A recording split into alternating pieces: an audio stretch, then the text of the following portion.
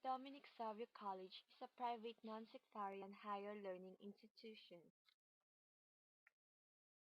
It started out as a dream, then slowly it became a reality.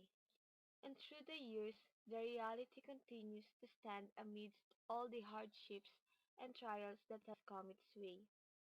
Through the great efforts of Dr. Nestor V. de la Cruz and his wife Mrs. Myra R. de la Cruz on February 1993, St. Dominic Savio College was born.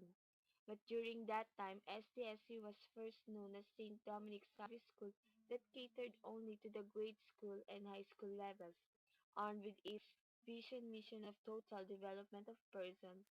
SDSS opened its doors to students from all walks of life. On June 1995, St. Dominic Savio School was renamed to St. Dominic Savio College.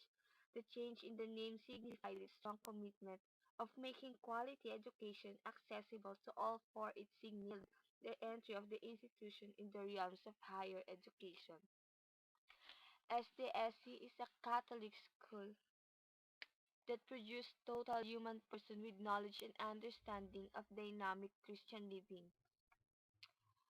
It has a five-story building, well ventilated, and a nature ambient that give a strong indication that it provides quality education and excellence.